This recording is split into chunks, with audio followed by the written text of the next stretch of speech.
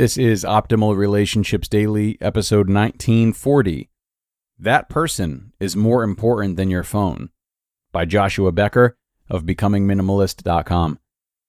Hello, everybody, and welcome to ORD, the show that's all about helping you build better relationships in your life by narrating and commenting on articles that are all about relationships. I'm the guy who will be reading to you. My name is Greg Audino, and the author I'll be reading from is none other than Joshua Becker of Becoming Minimalist, who has provided so much great content to many of our shows over the years. So today, let's see what he's got to say about being on your phone whilst others are trying to talk to you, as we optimize your life. That Person is More Important Than Your Phone, by Joshua Becker of BecomingMinimalist.com. I took my kids to the eye doctor earlier this week. Optometrist is the word if I wanted to sound smart. While in the waiting room, I watched an event unfold. I thought I'd share it with you. A young child emerged from the examination room, followed by the doctor, and I assume the child's mother. On the other side of the waiting room sat the child's father and older brother, I'm guessing somewhere in his early teens. The older brother, as is typically the case these days, was playing on his phone while awaiting his turn with the doctor. The father flipped through a magazine. Pretty standard stuff. Now, as the doctor walked toward the father and son, mom and daughter headed off into the showroom to pick out new frames. That's always the hardest part, picking out new glasses. When the doctor arrived, the father put down his magazine and turned his attention toward the optometrist to get a summary of the appointment. Nothing to worry about, everything was fine. A slight increase in prescription was recommended, but nothing out of the ordinary. The father asked a few follow-up questions. His eyes were locked in on the doctor, absorbing as much of the conversation as he could. His son, on the other hand, took a different posture.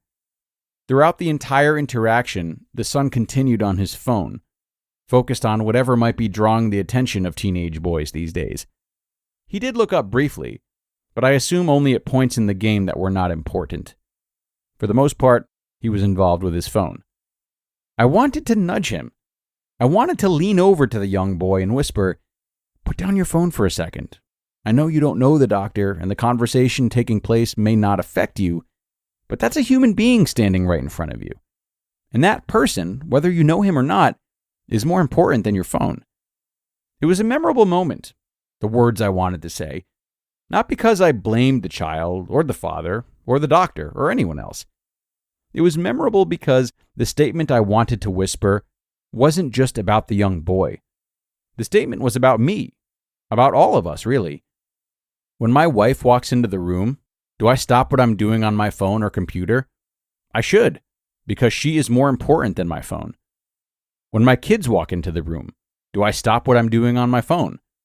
I should, because they are more important than my phone. While spending time with my extended family and loved ones over the Christmas season, together in the same living room, will I stop what I'm doing on my phone and be present with them? I should. Those people, after all, are more important than my phone. But this extends beyond our closest family and friends. This same courtesy should be extended to every human being. A human being does not receive their worth on whether I know them or not. They are valuable. They're important. They're worthy of my attention, whether I've met them before or not. I think that's what struck so deep about the events in the waiting room that day. The young man did not know the doctor, but that doesn't change the fact that he's more important than a game on a phone. When I order my coffee, do I stop everything else I'm doing, put down my phone, look the barista in the eye, and offer a smile? I should, because that person is more important than my phone. So is the bank teller, the gas station attendant, and the bell ringer sitting outside the doors at Walmart collecting money for the poor.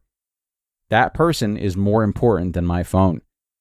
The waitress, the cashier, the stock boy, the young child in front of me at McDonald's, the UPS man, the gentleman pumping gas next to me, the doctor, the attorney, the coworker, even the annoying one. They're all more important than my phone. There's nothing wrong with phones. I appreciate all the positive changes they brought into my life. But too often, they distract us from the people around us, both friends and strangers. This season, let's adopt an approach to life and our phones that directs value where it belongs. The next time you have an opportunity to direct attention toward another human being, keep this reminder in mind. That person is more important than my phone. You just listened to the post titled, "That Person is More Important Than Your Phone," by Joshua Becker of BecomingMinimalist.com. This episode is brought to you by Regain Couples Therapy by BetterHelp. Whether you're in the honeymoon phase or partners for life, perfectly content with your partner or going through a rough patch, setting aside time to listen to each other and work through conflicts can transform your relationship. And I can tell you from experience that sometimes the best place to learn how to be the listener or communicator that your partner needs is in therapy. If your relationship is having ups and downs, or you simply want to work on yourselves together, consider giving Regain a try and see how your relationship can improve, no matter what stage you're at. This is an entirely online form of therapy that's not only helpful, but also designed to be convenient, flexible, and suited to your schedule. Just fill out a brief questionnaire to get matched with a licensed therapist and switch therapists anytime for no additional charge. The best relationships are always worth fighting for. Try something new in therapy. Visit regain.com/ORD today to get 10% off your first month. That's regain.com/ORD. And thanks so much to Joshua for his words of wisdom today. Certainly this post is as poignant as ever, and it's my hope that you take it to heart and think about your own phone usage in front of others. Or better yet, think about when you've been trying to connect with someone, or maybe you haven't seen them a while, or you know there's a conversation that they could benefit from, and how you felt watching them be on their phones instead of engaging. Or perhaps look at someone on their phone and then look all around them at the funny things or the beautiful things happening right near them that they would see if only they lifted their heads up. Sometimes pivots like these, rooted in the question of what we're missing, can be great for getting the ball rolling on habits that are hard to break. But I'll leave it there for today, everybody. As always, I thank you so much for being here, and I certainly hope you listened intently as opposed to just scrolling on your phone and treating the show as background noise. Enjoy the rest of your day, and be sure to come on back tomorrow where we will begin our parenting leg of the week. That's where your optimal life awaits.